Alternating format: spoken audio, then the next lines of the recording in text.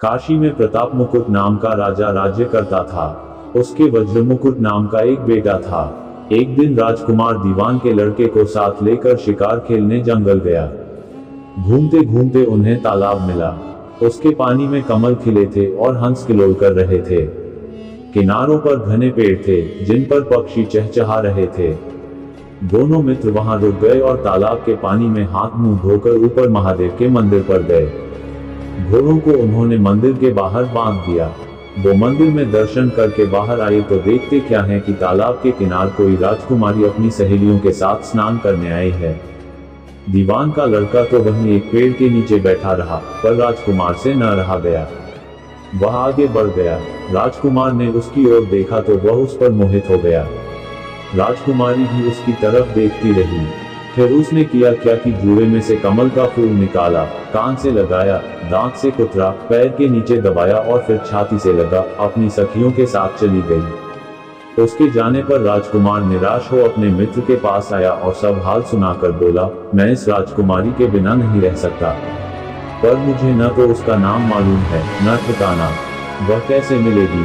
दीवान के लड़के ने कहा, राजकुमार आप इतना घबराएं नहीं, वह सब कुछ बता गई है। राजकुमार ने पूछा, कैसे? वह बोला, उसने कमल का फूल सिर से उतार कर कानों से लगाया तो उसने बताया कि मैं कर्नाटक की रहने वाली हूँ। दांत से कुतरा तो उसका मतलब था कि मैं दंतावत राजा की बेटी हूँ। पांव से दबाने का अर्थ था कि मेरा नाम पद्मावती है और छाती से लगाकर उसने बताया कि तुम मेरे दिल में बस गए हो। इतना सुनना था कि राजकुमार खुशी से फूल उठा। बोला, अब मुझे कर्नाटक देश में ले चलो। दोनों मित्र वहां से चल दिए। घूमते फिरते सैर करते दोनों कई दिन बाद वहां पहुंचे। राजा के महल के पास गए तो एक बुढ़िया अपने द्वार पर बैठी चरखा काटती मिली। उसके पास जाकर दोनों घोड़ों से उतर पड़े और बोले, माई हम सौदागर हैं, हमारा सामान पीछे आ रहा है, हमें रहने को थोड़ी जगह दे दो। उनकी शक्ल सूरत देखकर और बात सुनकर बुढ़िया के मन में ममता उमड़ आई। बोली, बेटा तुम्हारा घर है, जब तक जी में आए रहो। दोनों वहीं ठहर गए। दीवान के बेटे ने उससे पूछा, माई तुम क्या करती हो? तुम्हारे घर में कौन कौन है? तुम्हारी गुजर कैसे होती है? बुढ़िया ने जवाब दिया, बेटा मेरा एक बेटा है जो राजा की चाकरी में है। मैं राजा की बेटी पद्मावती की धाय थी। बूढ़ी हो जाने से अब घर में रहती हूँ। राजा खाने पीने को दे देता है। दिन में एक बार राजकुमारी को देखने महल में जाती हूँ। राजकुमार ने बुढ़िया को कुछ धन दिया और कहा, माई कल तुम वहां जाओ तो राजकुमारी से कह देना कि जेठ सुदी पंचमी को तुम्हें तालाब पर जो राजकुमार मिला था वह आ गया है। अगले दिन जब बुढ़िया राजमहल गई तो उसने राजकुमार का संदेशा उसे दे दिया। सुनते ही राजकुमारी ने गुस्सा होकर हाथों में चंदन लगाकर उसके गाल पर तमाचा मारा और कहा, मेरे घर से निकल जा। बुढ़िया ने घर आकर सब हाल राजकुमार को कह सुनाया। राजकुमार हक्का बक्का रह गया। तब उसके मित्र ने कहा, राजकुमार आप घबराएं नहीं, उसकी बातों को समझें। उसने 10 उंगलियां सफेद चंदन में डुबोकर गाल पर मारी, इससे उसका मतलब यह है कि अभी 10 रोज चांदनी के हैं। उनके बीतने पर मैं अंधेरी रात में मिलूंगी। 10 दिन के बाद बुढ़िया ने फिर राजकुमारी को खबर दी तो इस बार उसने केसर के रंग में 3 उंगलियां डुबोकर उसके मुंह पर मारी और कहा, भाग यहाँ से।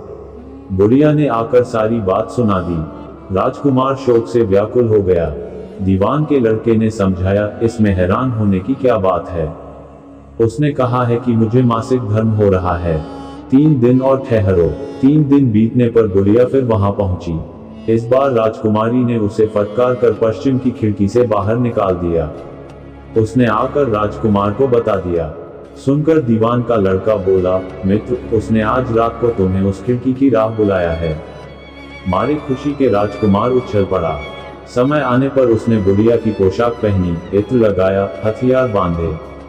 दोपहर रात बीतने पर वह महल में जा पहुंचा और खिड़की में से होकर अंदर पहुंच गया। राजकुमारी वहां तैयार खड़ी थी। वह उसे भीतर ले गई। अंदर का हाल देखकर राजकुमार की आंखें खुल गईं। एक से एक बढ़कर चीजें थीं। रात भर राजकुमार राजकुमारी के साथ आता रहा।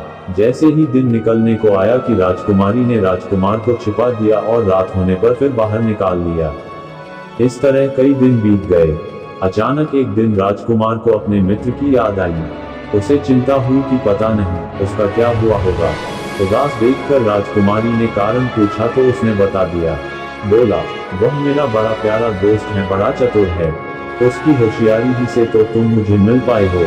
राजकुमारी ने कहा, मैं उसके लिए बढ़िया बढ़िया भोजन बनवाती हूँ, तुम उसे खिलाकर तसल्ली देकर लौट आना। खाना साथ में लेकर राजकुमार अपने मित्र के पास पहुंचा। वे महीने भर से मिले नहीं थे। राजकुमार ने मिलने पर सारा हाल सुनाकर कहा कि राजकुमारी को मैंने तुम्हारी चतुराई की सारी बातें बता दी हैं, तभी तो उसने ये भोजन बनाकर भेजा है। दीवान का लड़का सोच में पड़ गया। उसने कहा, ये तुमने अच्छा नहीं किया। राजकुमारी समझ गई कि जब तक मैं हूं वह तुम्हें अपने बस में नहीं रख सकती, इसलिए उसने इस खाने में जहर मिलाकर भेजा है।